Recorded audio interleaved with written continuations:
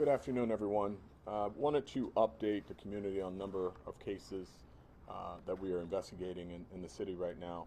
It's been a particularly violent weekend in this country, certainly some high-profile cases in the state, and we are dealing with a couple ourselves in the city of Detroit. I'm joined here with my leadership team, or some members of my leadership team, and we recognize that it's important to update the families who are dealing with unimaginable pain as they look to bring some resolution to these cases, and so that's the purpose of what we're here for today. We need the public's help to identify a few suspects, two homicide cases in particular. And again, it's no secret that we've seen a significant uptick in this country, and we're seeing some violence, and particularly gun violence in the city that we want to get in front of. I want to start with the fatal shooting of the DoorDash driver. It occurred Saturday, July 2nd at 8:40 p.m. in the 1700 block of Bagley. 3 people were inside a vehicle when they saw a man in a black ski mask starting towards them, and then started shooting from one of the vehicles, or at one of the vehicles. A male DoorDash employee was making a delivery, and sadly, he was fatally shot. The homicide investigators continue to speak with the witnesses and the neighbors. We're asking that if anyone saw anything, anyone has any information about this case, that they notify DPD. You can remain anonymous, but we're looking to bring closure to this case immediately. The homicide investigators are working this case as we speak. The next case I want to bring to your attention is a case on Fullerton and Hubble. It occurred Saturday, July 2nd at 11:50 p.m. Officers of the 6th Precinct made a traffic stop for expired plates. This is a case that the officers were in the area working on a narcotics location on surveillance. They had a surveillance crew working and giving them information as well, the officers that were in the marked scout car. The officers pulled the vehicle over for expired plates, attempted to identify the driver of the vehicle, who had no identification.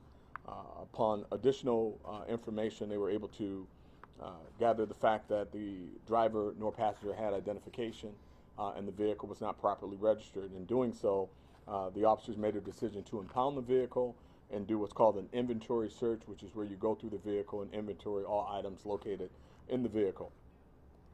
At which time, both the passenger and the driver became uncomfortable and attempted to flee from the vehicle. They didn't continue their inventory search. One unit attempted to apprehend both parties, was able to apprehend one of the parties. One officer conducted an inventory search, and that's where they found the body of a male in the trunk of the vehicle. That investigation is still continuing. We're waiting on a report from the medical examiner's office to determine the cause of death before we classify the case as a homicide. At this time, it is not being classified as a homicide until we get the findings from the medical examiner's office. But anyone with any information on that case, again, is being asked to contact the police department, and again, you can remain anonymous. On Sunday, July 3rd at 3:30 a.m. in Cadillac Square, which is downtown Detroit, multiple shots were fired after a dispute between two groups. The information that we have is two groups were walking in the area. One group was rather loud and jostling around with each other. The other group thought that they were somehow aiming their comments at them. An argument ensued, and inexplicably, guns were pulled, and one person fired shots into the crowd, striking and fatally wounding our victim. And it's my understanding that another person was shot in the ankle. There was a weapon recovered at the scene, and we already have a person of interest in custody, but there's still much work to do. So again, if there's any information on this case that anyone has, we ask that you reach out to the police department.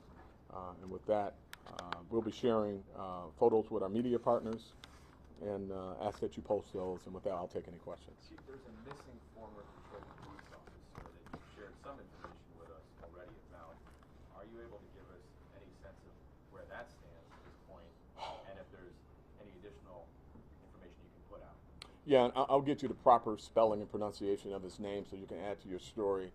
A very sad story. We're still looking for him. We're hoping that he is okay. We're not calling him a suspect at this time. I know one time it was reported that he was a suspect. We have a person in custody that shot up a home. It is our understanding and belief that this person may have had some interaction with the missing police officer, and his life could be in danger. We know that they had some form of conflict throughout the day, and as I indicated, this was the case that you all aired a couple days ago last week, where the person was shooting into the home with an assault rifle, and then he went back to his car, came out and shot again. It is our understanding that there was a conflict between the retired police officer and this person, who I believe is his neighbor, and so we want to make sure that the officer is okay. He has not been seen or heard from since before the arrest. Do you know how long since he left the force or anything about it? Yeah, it's been about 3 or 4 years, but I'll get you the exact time frame. Chief, can you talk to just how frustrated you are, your message to folks about, this increase in gun violence? We know we're seeing it across the country, but just particularly here at home. What is your message? Yeah, I'm frustrated, but we're focused. We're not going to lose focus of our plan. We're not going to, stop enforcing the law. We're going to make sure that those who victimize our community, those who are pulling triggers in our community, are taken into custody and taken before the judicial process and getting them off the street.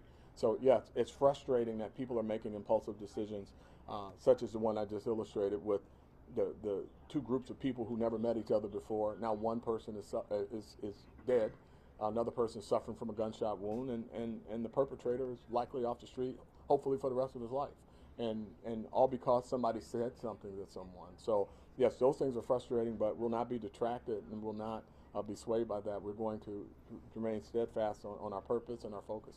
And on that note, how vital is community input and hearing from witnesses and having people come forward?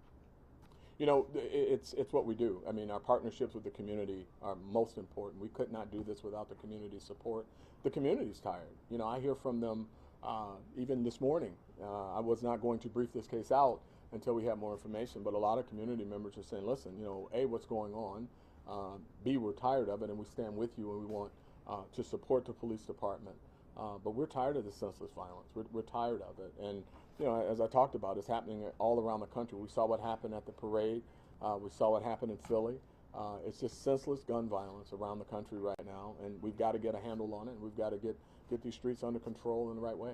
Chief, what's your position on proposed legislation to impose tougher penalties, longer prison terms for people who shoot into a house and injure kids? And will that make a difference with people that are doing it? Well, I mean, when we had the mandatory 2 for carrying a gun, you saw the impact of that. And anytime that you fire into a home and basically put everyone in the home at risk, I support legislation that would make different penalties for that. I believe right now it's already 20 years, right? I mean, so let's enforce that right now while we're awaiting that. I think it should be a mandatory 40. You look at the 11-year-old who was murdered by simply doing what every 11-year-old should do: spend time with your grandmother and make TikTok videos. And somebody who, again, makes the ridiculous decision to go in a yard and shoot a gun and then shoot into her home and kill her. And so now she's gone. And so we're talking about 40 years. I say life. Because if that's how you value that child's life, then you don't value your own. You shouldn't be on the street. And what do you want to tell folks who are scared right now? I mean, you got a DoorDash driver, somebody who's trying to make an honest living. He shot while doing his job. What is your message to folks, if you're in Cadillac Square, out enjoying the evening, shots are fired? What do you want people to know about how safe they should feel here? Yeah, I mean, it's happening everywhere, right? I mean, I can't, you look at what happened in the state. I mean, suburban areas of the state, double homicide, a shooting. I believe Frazier was dealing with something. So it's not just Detroit, right? But it's also Detroit. And just if you see something, say something. Know that this police department is focused on making sure that we do what we can constitutionally to drive crime down in our communities, and we're doing that. I mean, we're, again, not bragging, but we're looking at a 15% reduction in non-fatal shootings and a 15% reduction in homicides. Not enough, but certainly we're better than we were last year, and we want to be better tomorrow than we are today. But some of the senseless violence is difficult to impact from this seat. because I can't tell you not to shoot the group that yelled at you, right? I mean, I need you to make better decisions. Heck, I need criminals to make better decisions. You know, just think through these impulse decisions and live. You know, I mean, it's really bad right now, but we're going to do everything we can to continue to drive down crime in our community. One more. Ingrid? Okay. All right. All right. Thank you.